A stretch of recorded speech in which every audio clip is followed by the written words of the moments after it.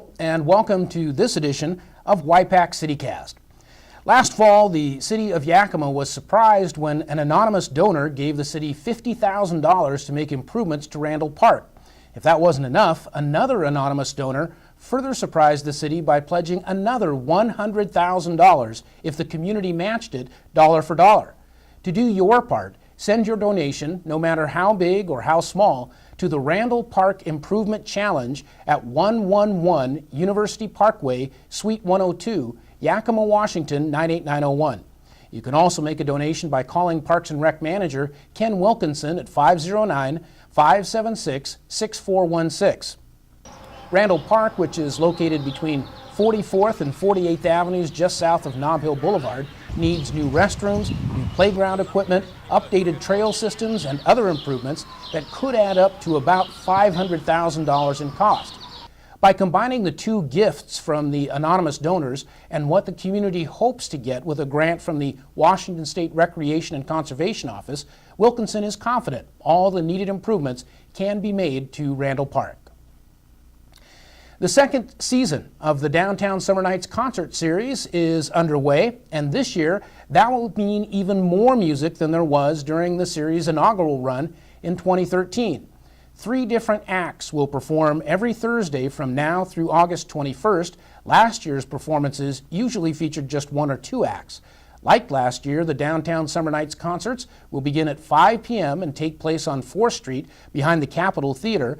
Children's activities will be provided by Yakima Makerspace, food booths will be run by several local vendors, and a beer and wine garden will also be open.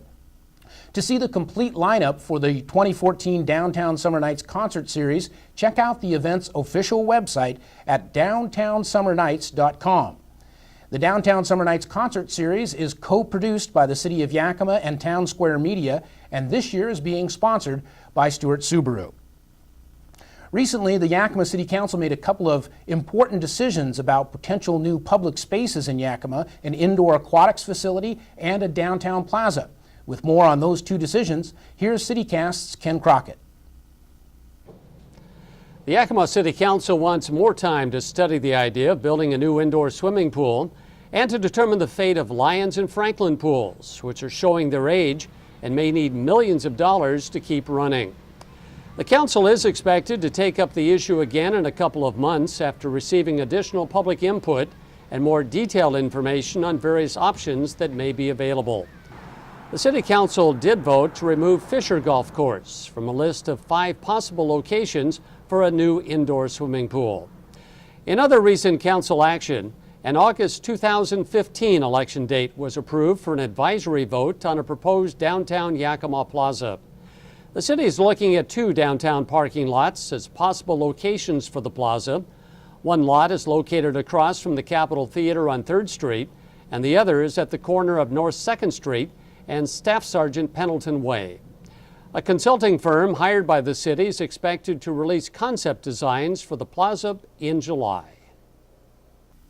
Thanks, Ken. Next on CityCast, we'll take a road trip to Montana.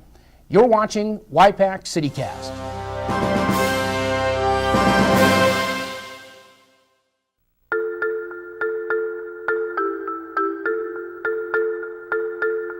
This is your new kitten, or your new puppy. Every day, 70,000 puppies and kittens just like them are born in the U.S. Cute, right? Well, what's not cute is that half of all litters are accidents. And when a kitten has a litter of oopsies and a puppy has a litter of uh-ohs, pretty soon you have thousands and thousands of OMGs. And that leads to millions of pets being killed in shelters each year. But if 80% of pet owners say they believe in spaying and neutering, then what gives? Well, it turns out those sweet little fuzzballs can get pregnant sooner than you think. A lot sooner. But here's the good news. You can stop the accident before it happens. You just have to remember one number. 4, as in 4 months. When you bring home Maggie or Ruby or Puddle or Clyde, get them fixed at 4 months. It can be old enough to get pregnant, and it's definitely young enough to make a difference. Prevent more, fix at month 4.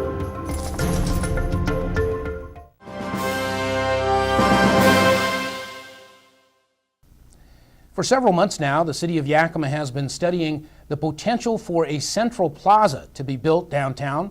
Part of that research has involved making road trips to other cities which have made investments in public spaces to learn more about what has worked, what hasn't worked, and how a plaza could work here in Yakima. In Missoula, Montana, here's CityCast's Sean Davidow. Thanks, Randy. I'm here in Missoula, Montana with a group of community leaders looking at how a city with similar issues to Yakima has used partnerships and public spaces to advance their community. This is the third of 4 scheduled trips throughout the Northwest, and the information gathered will be shared with Yakima residents through a series of videos and town hall meetings to help educate and involve the community and get ideas for a preliminary plaza design in downtown Yakima. The design concepts for the 2 possible sites are expected to be finished up later this summer. These trips have certainly been an eye-opener for me, and hopefully the information we gather will help Yakima make a decision on what kind of plaza they want or if they want a plaza at all. Randy, back to you. Thank you, Sean, and thank all of you for joining us for this edition of Y-PAC CityCast. For more information about what's going on in the city of Yakima, check out the city's website at yakimawa.gov, find us on Facebook, and follow us on Twitter. I'm Randy Beehler. We'll see you next time on the next edition of CityCast. Take care.